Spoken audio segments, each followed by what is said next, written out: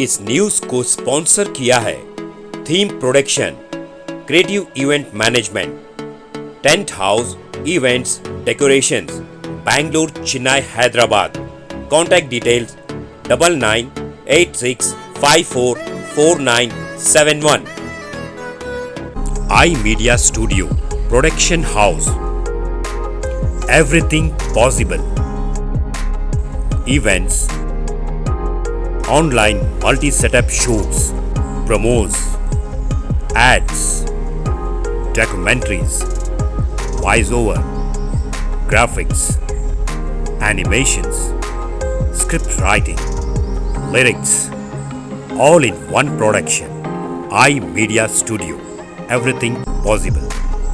Contact details 9959995564.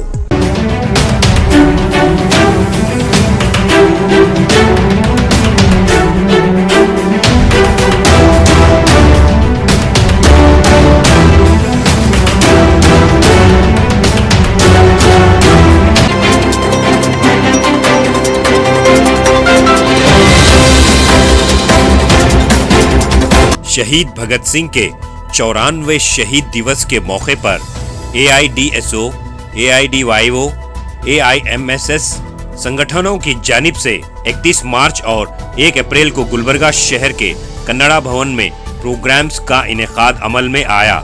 इस programme में इफ्तिताई तकरीर करते हुए सीनियर जर्नलिस्ट प्रभाकर जोशी ने कहा कि आज की नौजवान पीढ़ी फिल्मी अदाकार और क्रिकेटर्स को अपना आदर्श मानकर चलते हैं। आज के नौजवानों को चाहिए कि शहीद भगत सिंह जैसे आज़ादी के मतवालों को अपना आदर्श बनाना चाहिए और समाज सुधारक के प्रेरणा लेनी चाहिए। इस मौके पर इस प्रोग्राम में मेहमान खुसूसी के तौर पर कर्नाटका सेंट्रल यूनिवर्सिटी गुलबर्गा के head of department doctor Shivganga Ramma ने कहा कि भगत सिंह बचपन ही से मुल्क की आज़ादी को लेकर अपने अंदर एक जज्बे को लेकर आज़ाद हिंदुस्तान का सपना देखा था। भगत सिंह ने जेल में रहकर अपनी किताब में नास्तिक क्यों हूँ, इस किताब में उन्होंने लिखा है कि किस तरह इंसान को इंसान पर जुल्म करने से रोका जा सकता है। अपने पुराने विचारों को छोड़कर नए दौर के साइंसी विचारों पर अमल करना चाहिए। अपने लेख से भगत सिंह ने भारत की आज़ादी पर अपना असर छोड़ा है। आज के नौजवानों को भगत सिंह की लिखी हुई किताब को जरूर पढ़ना चाहिए, इस बात पर उन्होंने जोर दिया। इस प्रोग्राम से स्पीकर के तौर पर AIDYO के जिले सदर जगन्नाथ SH ने आकर बात की। उसी तरह AIDSO जिला सेक्रेटरी तुलजाराम NK भी बात की। गुलबर्गा जिले अतराफ से तलबा और नौजवानों आम आदमियों ने इस प्रोग्राम में हिस्सा लिया। दूर दराज से आए हुए आर्टिस्टों ने नाटक, ढोल, नाच और गीत गाए। आवाम की मौजूदगी में ये प्रोग्राम इख्तिताम पजीर हुआ। Bureau report, Atraf TV Urdu news. ಅವರಿಗೆ ಬೇರೆಯವರಿಗೆ ಹೇಗೆ ಕೇಳ್ತಿದ್ರು ಹಾಗೆ ಎಲ್ಲ ಬ್ರಿಟಿಷರು ಕೇಳಿದ್ರು, ಇಲ್ಲ ತಪ್ಪುಗೆ ಬರ್ಬೋದು, ಇನ್ನೊಂದ್ಸಲ ಹೀಗೆ ಮಾಡೋದಿಲ್ಲ ಅಂತ ಹೇಳಿ, ಮತ್ತು ನಮ್ಮ ವಿರುದ್ಧ ಅಂದರೆ ಬ್ರಿಟಿಷ್ ಸರ್ಕಾರದ ವಿರುದ್ಧ ಘೋಷಣೆಗಳನ್ನು ಕೂಗೋದಿಲ್ಲ ಅಂತ ಹೇಳು, ನಿಮಗೆ ಬಿಟ್ಬಿಡ್ತೇವೆ, ಮನೆಗೆ ಹೋಗ್ತೇವೆ. ತುಂಬ ಜನ ಹಾಗೆ ಮಾಡಿದ್ದಾರೆ, ನಿಮಗೆಲ್ಲ ಗೊತ್ತಿದೆ. ತುಂಬ ವೀರರಂತ ಅವರನ್ನೆಲ್ಲ ನಾವು ಕಟ್ತಾ ಇದ್ದೀವಿ. ಹಾಗೆ ಹೇಳಿದ್ರು ಕೂಡ ಇಲ್ಲ, ನನಗೆ ಗೊತ್ತಿದೆ ನಾನೇನು ಮಾಡ್ತಾ ಇದ್ದೀನಿ, ನನಗೆ ಸ್ಪಷ್ಟತೆ ಇದೆ.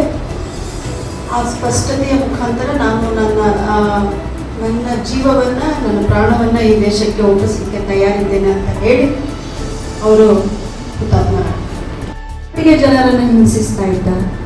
ಅವನು ಬಹಳ ಕಥೆಗಳಿದ್ದಾವೆ. ವರ್ಣರಂಜಿತ ಅಂತ ನಾನು ಹೇಳಿಕ್ಕೆ ಇಷ್ಟಪಡೋದಿಲ್ಲ. ಗುಲಾಮರನ್ನ ಹೇಗೆ ಹೇಗೆ ಹಿಂಸಿಸಬೇಕು, ಹಿಟ್ಲರ್ ಹೇಗೆ ವೆರೈಟಿಯಲ್ಲಿ ಹಿಂಸೆ ಮಾಡ್ತಿದ್ದಲ್ಲ, ಹಾಗೆ ನೀನು ಕೂಡ ಹಿಂಸೆ ಕೊಡ್ತಾ ಇದ್ದ. ಅವನೊಂದು ಯುದ್ಧದಲ್ಲಿ ಗೆಲ್ತಾನೆ.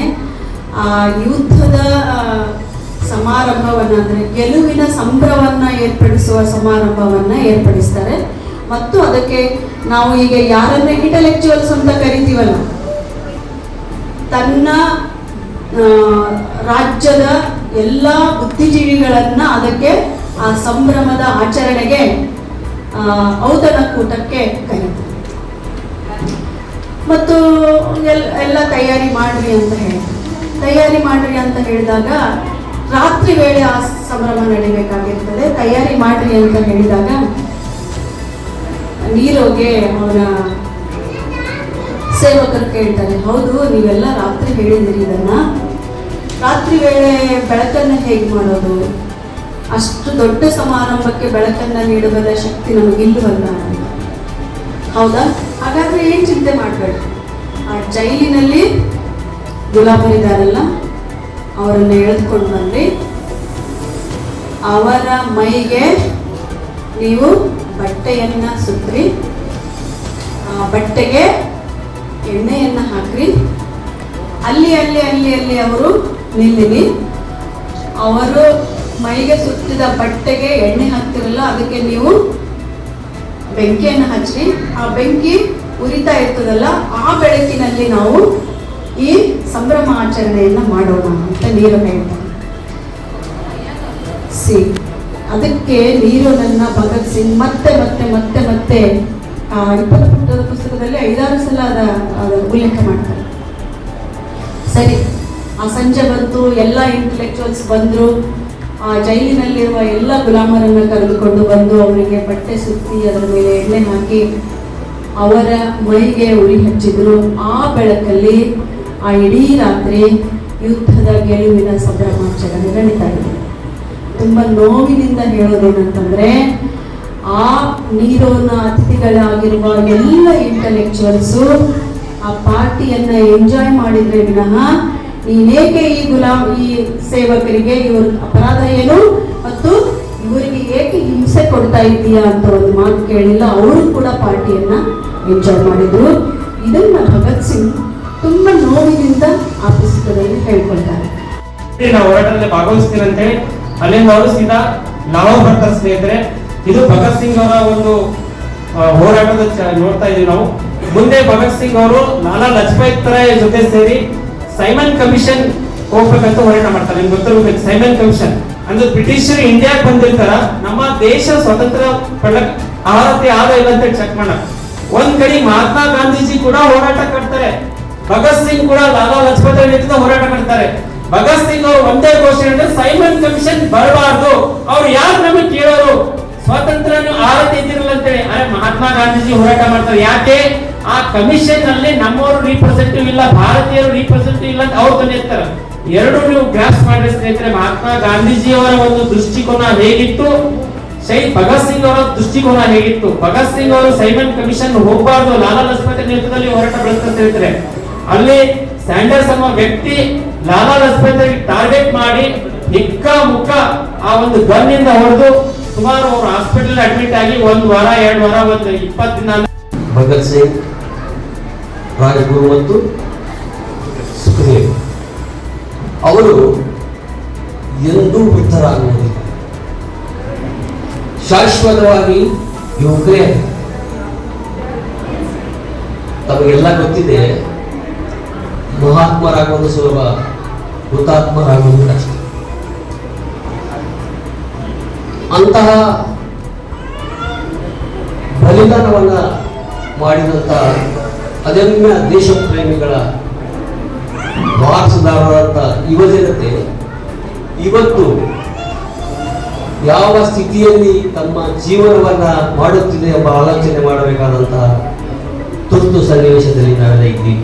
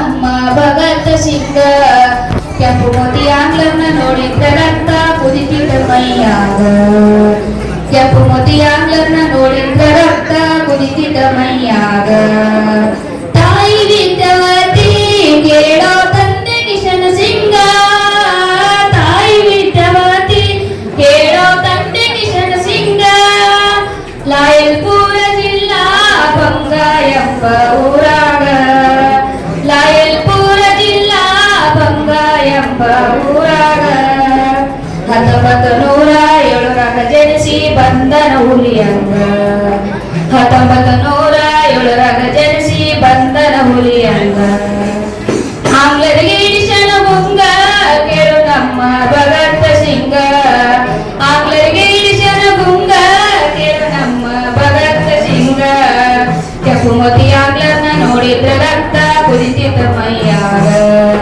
ಕೆಂಪು ಮೋತಿ ಆಂಗ್ಲರ್ನ ನೋಡಿದ್ರ ರಕ್ತ ಕುದಿತಿದ್ದ ಮೈಯಾಗ ಸಣ್ಣ ವಯಸ್ಸಿನಾಗ ದೇಶದ ಮ್ಯಾಲ ಪ್ರೇಮಾಗ ಸಣ್ಣ ವಯಸ್ಸಿನಾಗ ದೇಶದ ಮ್ಯಾಲ ಪ್ರೇಮವಾಗ ದುರಂತ ನಡೆದಾಗ ಜಲಿಯನ ವಾಲ ಭಾಗದಾಗ ದುರಂತ ನಡೆದಾಗ ಜಲಿಯನ ವಾಲ ಭಾಗದಾಗ ಸಾವಿರಾರು ಜನ ಭಾರತೀಯರು ಪ್ರಾಣ ಕೊಟ್ಟಾರ ಸಾವಿರಾರು ಜನ ಭಾರತೀಯರು ಪ್ರಾಣ ಕೊಟ್ಟಾರ ಆಂಗ್ಲರಿಗೆ ಇಡಿಸನ ಗುಂಗ ಕೇಳು ನಮ್ಮ ಭಗತ್ ಸಿಂಗ ಆಂಗ್ಲರಿಗೆ ಇಡಿಸನ ಗುಂಗ ಕೇಳು ನಮ್ಮ ಭಗತ್ ಸಿಂಗ ಕೆಂಪು ಮೋತಿ ಆಂಗ್ಲನ ನೋಡಿದ್ರ ರಕ್ತ ಕುದಿತಿದ್ದ ಮೈಯಾಗ ಕೆಂಪು ಮೋತಿ ಆಂಗ್ಲನ ನೋಡಿದ್ರ ರಕ್ತ ಕುದಿತಿದ್ದ ಮೈಯಾಗ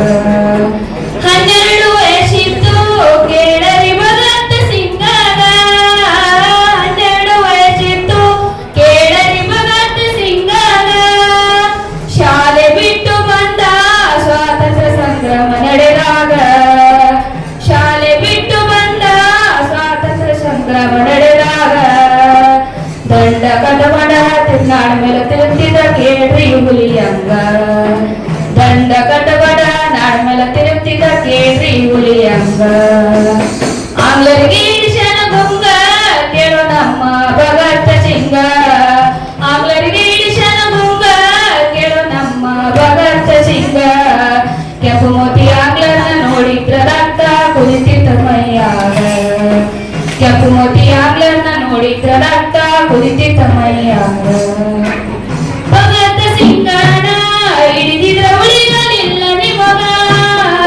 ಕಾರಣ ಇಲ್ಲದಂಗ ಹಿಡಿದರ ಭಗತ್ ಸಿಂಗಗ ಮಾರ್ಚ್ 24 1931ರಾಗ ಭಗತ್ ಸಿಂಗಗ ಗಲ್ಲಿಗಾಟ್ಯಾರ ಸಣ್ಣ ವಯಸ್ಸಿನಾಗ ಧಾರವಾಡ ಜಿಲ್ಲಾ ಕುಕನೂರ ಊರ ಸುತ್ತ ನಾಡಿನಾಗ ಆಂಗ್ಲರಿಗೆ ಇಡಿಸನ ಗುಂಗ ಕೇಳು ನಮ್ಮ ಭಗತ್ ಸಿಂಗ ಆಂಗ್ಲರಿಗೆ ಇಡಿಸನ ಗುಂಗ ಕೇಳು ನಮ್ಮ ಭಗತ್ ಸಿಂಗ ಕೆಂಪು ಮೋತಿ आज भी ठोकर खाते हैं आज भी ठोकर खाते हैं जिस खाती पर रखा भरोसा वो आज भी धोखा देते हैं आज भी धोखा देते हैं आज भी धोखा देते हैं कोई राम नाम बलहार पुकारे आज भी जाने लेते हैं आज भी जाने लेते हैं आज भी जाने लेते हैं अब याद या भगता तेरी आती अब याद या भगता तेरी आती आग लगी है सीने में हे भगत सिंह तू जिंदा है हर एक लहू के कतरे में हे भगत सिंह तू जिंदा है हर एक लहू के कतरे में ಇಳಿಯೋದಿಲ್ಲ ಹೋಗು ಈ ನಾವು ಹೇಳಕ್ಕೆ ನನಗೆ ನಮ್ಮ ಸೇನಾಪತಿ ಆಜ್ಞೆ ಮಾಡಿದ್ದಾರೆ ರಾಷ್ಟ್ರಧ್ವಜ ಹಾರಿಸ್ಲಿಕ್ಕೆ. ಯಾರು ನಿಮ್ಮ ಸೇನಾಪತಿ ಒಳ್ಳೆ ಮಾತಿನ ರೀತಿ ಹೋಗಿಲ್ಲ ಗುಂಡಾಸ್ಲು ಗುಂಡು ಗುಂಡು ಮತ್ತು ಅಂತ ಯಾರಿಗೆ ಎದುರಿಸ್ತೀರೋ ನೀವು? ನಿಮ್ಮ ಗುಂಡುಗಳಿಗೆ ಇಲ್ಲಿ ಯಾರೂ ಅಂಜೋಟಿಲ್ಲ. ಅದಲ್ಲ ಹೋಯ್ತು, ಇಂದು ನಾವು ಸ್ವತಂತ್ರರಾಗುತ್ತಿದ್ದೇವೆ. ನೆನಪಿನಲ್ಲಿಡು.